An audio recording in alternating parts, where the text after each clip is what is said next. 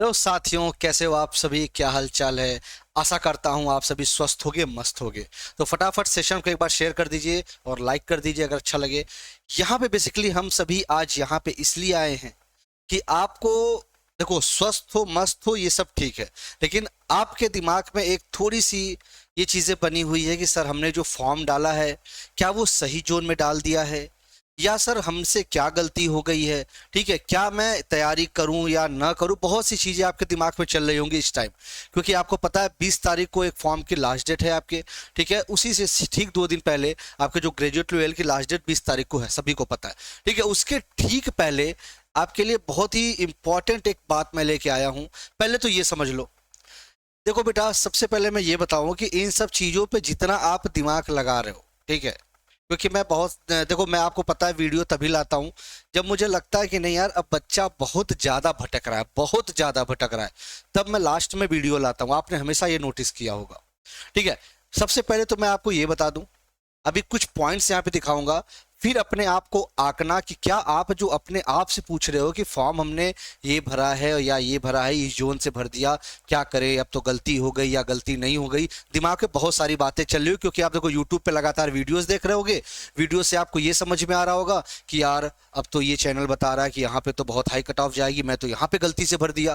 तो बेटा ये सब दिमाग से निकाल दो। कुछ फैक्टर्स है जो आपके सिलेक्शन के लिए रिस्पॉन्सिबल होंगे। आप फॉर्म भरे हो नहीं भरे हो उसको पहले साइड रखो, जो फैक्टर्स रिस्पॉन्सिबल है उस पर फोकस करिए। ठीक है, मैं आपकी भलाई के लिए कह रहा हूं। तो ये मेरा छोटा सा सेशन सिर्फ यही समझाने के लिए आपके है भाई। बाकी मैं बताऊंगा कि सेफ जोन कौन सा है और किस बेसिस पे है, मैं ये आपको समझाऊंगा। ठीक है, तो बेसिकली आते हैं, समझते हैं पहले हम लोग कि भाई मेरे, कि क्या आप अपने आप से पूछो ये 3 बातें। ये 3 बातें अपने आप से आपको पूछनी है। अब ये क्या क्या है इसको थोड़ा सा समझते हैं। पहले देखो, आपकी तैयारी कितनी है।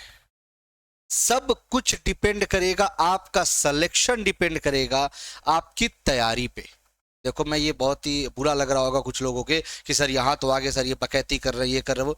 भाई मैं तुम्हें ये फैक्ट बता रहा हूँ जो तुम पूरा यूट्यूब घूम डाले। ठीक है, तो अब उम्मीद है कि ये देखने के बाद तुम अब अस्थिर हो जाओगे। आपकी तैयारी कितनी है, सिंपल सी मेरा एक बात है कि भाई तैयारी तुम्हारी कितनी है। क्या तुम 60 नंबर लायक हो, क्या तुम 70 नंबर लायक हो, क्या तुम 75 नंबर लायक हो, या किस नंबर लायक हो, या क्या तुम 40 नंबर लायक हो। ये अपने आप से पूछो। तुम क्या तैयारी कर रहे हो, एक सही दिशा में चल रहे हो, एक जो सही पैटर्न होता है एग्जाम, क्या उस पे चल रहे हो।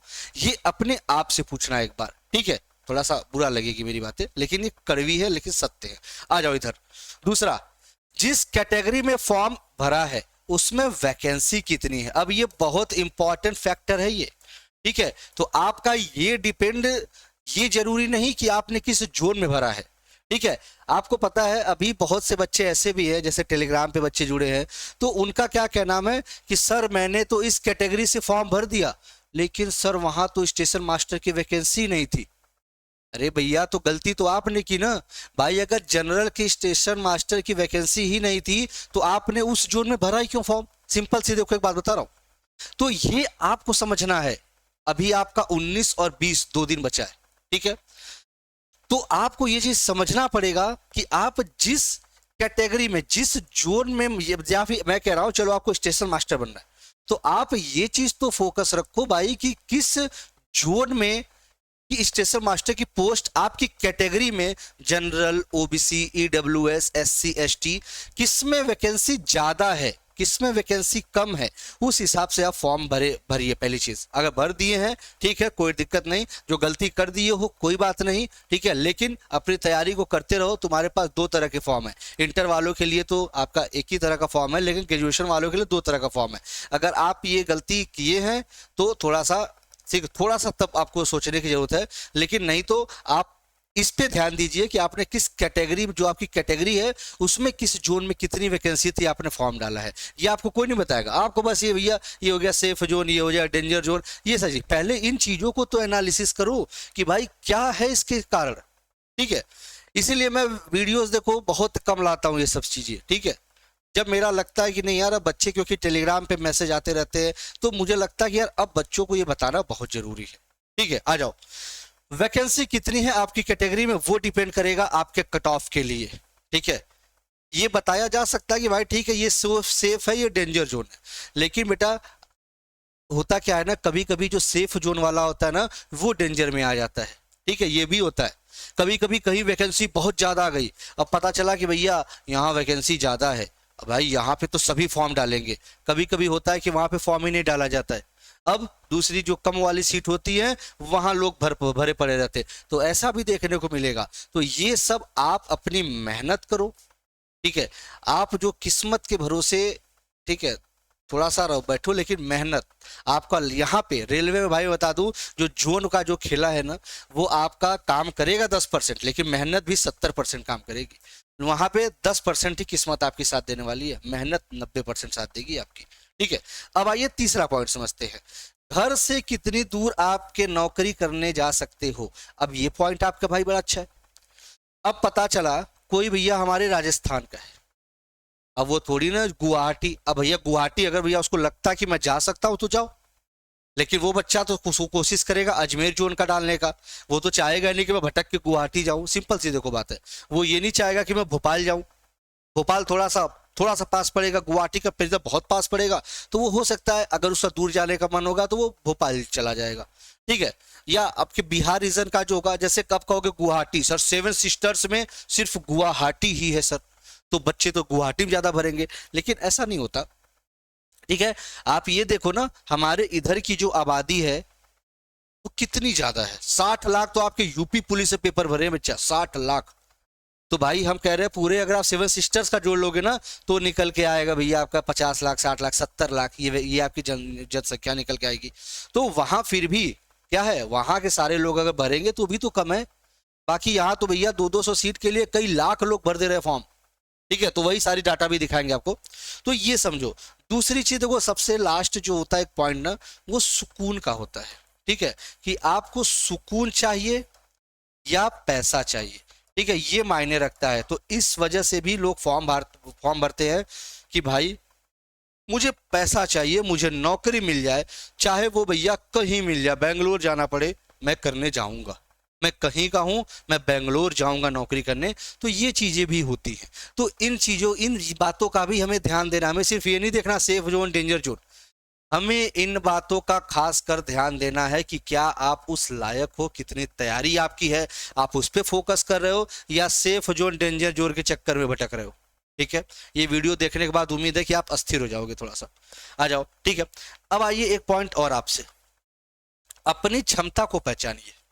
अब ये क्या है सर, अपनी क्षमता को पहचानिए मतलब, बेटा मेरा सिंपल सा कहना ये है कि आप देखो, जैसे आपको पता है सब, हर बच्चे को अपनी क्षमता पता होती है, हर बच्चे को, किसी को पता होता है कि भैया मैं 60 नंबर लायक हूं, किसी को पता होता है मैं सर 65 नंबर ला सकता हूं, किसी को पता है मैं 80 नंबर ला सकता हूं।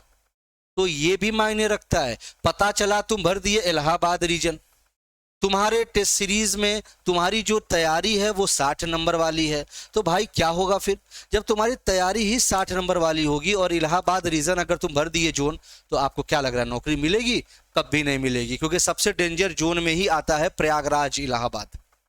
तो ये भी चीजें देखना है। तो ये आपको अपनी क्षमता पहचाननी है कि आप 60+ वाले हो या 65+ वाले हो, 70+ वाले हो या 75+ वाले हो या 80+ वाले हो, ये आपको अपनी क्षमता पहचाननी पड़ेगी, ठीक है, क्लियर। अब आगे बढ़ते हैं, आगे देखो, आइए आपको कुछ मैं जोन दिखा देता हूं जो हो सकता है, ठीक है। ये आपके कुछ जो डेंजर जोन में आते हैं इनके बारे में थोड़ा सा आप जानकारी ले लीजिएगा, ठीक है। और मैं ये नहीं कहता, मैं फिर से कह रहा हूं, मैं आपको जो चीजें बताया हूं मैं उस पर अडिग रहता हूं, जो पीछे भी कुछ बातें मैंने बताई है ये मैं आपको बता रहा हूं, ये जो सारी चीजें हैं ये जरूरी नहीं कि मैंने जो बोला वो पत्थर की लकीर है, मैं बार बार कह रहा हूं। ये मैं सिर्फ आपको ये दिखा रहा हूं कि कंपटीशन कहाँ कितना है, अभी 2 दिन बचे हुए हैं, ठीक है, ये भी बता देता हूं। अजमेर में 132 वैकेंसी है, टोटल फॉर्म 62,000 है और पर सीट कंपटीशन 490 के आसपास है, ठीक है। वहीं मालदा की बात करें 198 वैकेंसी है, 50,000 फॉर्म पड़े हैं, 52 पर सीट के हिसाब से कंपटीशन है। अब आप खुद देख लो, अंतर आप देख लो कि भाई अजमेर में 132 पे 62,000, लेकिन मालदा में 198 पे 50,000। भाई अंतर आया। अजमेर में देखो ज्यादा बच्चे हैं और यहाँ पे क्या है भाई, यहाँ पे 198 सीट पे 50,000 वैकेंसी, मतलब यहाँ कम बच्चे हैं। आप यहीं से समझ पा रहे हो कि यहाँ 252 है और यहाँ पे 490 है। अंतर आया। देखो पटना की बात करते हैं, 111 पे भाई मेरे 67,000। कितना बड़ा कंपटीशन है, जो कि हमेशा से कंपटीशन रहा है। पटना हो गया आपका, प्रयागराज हो गया, ठीक है, सबसे तगड़ा कंपटीशन। गोरखपुर में 129 पे, क्या बात है, 70,000, बहुत मायने रखता है। 540 पर सीट। प्रयागराज 227, भैया देख सकते हो 1 लाख से ज्यादा फॉर्म पड़े हैं, मतलब 455 पर सीट।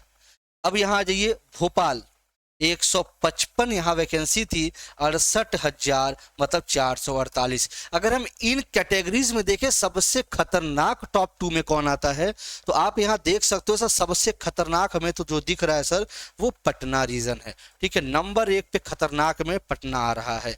वहीं सर देखिए अगर नंबर 2 पे, तो सर ये तो मुझे दिखने को मिल रहा है गोरखपुर दिख रहा है। वहीं नंबर 3 पे अगर हम आते हैं तो सर ये अजमेर मिल रहा है। तो टॉप 3 डेंजर जोन ये है। कोई नहीं, अगर आप फॉर्म इस जोन में डाले हैं तो परेशान मत होइए, मैं बार बार कह रहा हूं, आपकी तैयारी ही आपका सिलेक्शन कराएगी। ये इधर उधर की बातें सिलेक्शन आपकी नहीं कराएंगी, ठीक है। तैयारी करो, अपने पे विश्वास रखो, अपनी क्षमता को पहचानो और सिर्फ तैयारी करो। किस्मत 10% साथ देगी, 90% तुम्हारा सिलेक्शन, तुम्हारी मेहनत, तुम्हारी तैयारी ही तुम्हारा साथ देने वाली है। अब इधर आ जाओ।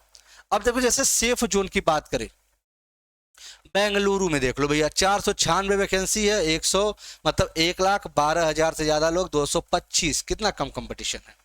बिलासपुर 649 वैकेंसी, 165 प्लस और आपके 259, क्या बात। अहमदाबाद 516 और 128, मतलब 1,28,248 कंपटीशन पर सीट। गुवाहाटी 516 और मात्र 1,10,000 आपके फॉर्म भरे गए हैं, 213, क्या बात है, कितना कम कंपटीशन है, ठीक है। देख रहे हो सबसे कम में अगर सबसे सेफ में, तो पहले नंबर पे तो यहाँ के हिसाब से गुवाहाटी दिख रहा होगा, ठीक है। अब ऐसा मत करना कि जो फॉर्म नहीं भरे हैं वो अपना दिमाग लगाएंगे, अरे यार सबसे कम गुवाहाटी में है तो सब वहीं भर दो। मैं बार बार बोल रहा हूँ, ये तुम्हारी किस्मत का खेल है। ये जोन कोई तुम्हारा बता नहीं सकता कि कहाँ तुम्हारी किस्मत पार करेगी, तुम्हारी तैयारी ही तुम्हारा सिलेक्शन कराएगी। अब देखो 113। अब दूसरे नंबर पे कौन सा आता है, तो दूसरे नंबर पे आपको सर आसान जोन तो ये है, मतलब ठीक है। तीसरे नंबर पे हम कहेंगे सर चेन्नई आ रहा है, क्योंकि सर 436 वैकेंसी पे, ठीक है, 1,01,000 से ज्यादा लोग, 231। और चौथे नंबर पे हमारा भुवनेश्वर आता है, जहां पे 758। अब देखो यहाँ सी वैकेंसी ज्यादा थी, लोग ज्यादा भर दिए, लेकिन फिर भी सीट ज्यादा होने की वजह से 232 पर सीट आई। तो ये बेटा खेला है आपके, ठीक है। जो सेफ जोन, डेंजर जोन, जो बहुत देर से कहानी चल रही थी, मैं कहा भाई एक वीडियो मैं भी बनाता हूँ जो हमारे प्यारे बच्चे देखे, ठीक है, तो जो उनका थोड़ा सा टेंशन दूर हो जाए, ठीक है। और बाकी आपको पता है कि हमारी क्लासेस आपकी डेली चलती हैं, ठीक है, आपकी क्लासेस डेली चल रही हैं साइंस की, ठीक है। एनटीपीसी से संबंधित अभी आपकी क्लासेस को मतलब रन करा रहा हूँ मैं डेली 12 बजे, ठीक है, डेली दोपहर 12 बजे, ठीक है। आपके डायग्राम वाले क्वेश्चंस, आपके जो एएलपी की अभी तो प्रैक्टिस एएलपी की भी साथ साथ चलाई जा रही है, ठीक है। तो ये बिल्कुल आप ये क्लासेस में जुड़िए, क्योंकि रेलवे के क्वेश्चंस भाई आपके जो सेम होते हैं, एएलपी में थोड़ा सा न्यूमेरिकल बढ़ जाता है, सीबीटी 1 में 1-2 न्यूमेरिकल्स आ जाते हैं एएलपी में, और खासकर अगर बात करें मेंस में तो भैया न्यूमेरिकल का भंडार रहता है। तो पहले हमें प्री क्वालिफाई करना है, ठीक है। तो पूरा आपके पेपर के हिसाब से पैटर्न, प्रीवियस ईयर क्वेश्चंस कराए जा रहे हैं, तो इनको तैयार किए रहिए जबरदस्त तरीके से। अगर आप नए हैं तो बिल्कुल सब्सक्राइब जरूर करिएगा, ठीक है। और क्लासेस के लिए बेल आइकन दबा सकते हैं, पीडीएफ आपको सारी इसी टेलीग्राम चैनल पर मिलती है, और लाइक और शेयर कर दीजिएगा। मिलते हैं तब तक। एक अगर कोई जल्दी इंफॉर्मेशन आएगी, आप लोग के भाई कमेंट्स आते रहेंगे कि हाँ सर इस पे बना दो, ये बना दो, नहीं समझ में आ रहा है, तो बिल्कुल हम वीडियो लेके आएंगे, ठीक है। चलिए फिर मिलते हैं, bye bye, thank you, love you all, मस्त रहो, मजे में रहो, खूब खुश रहो, थैंक यू बेटा।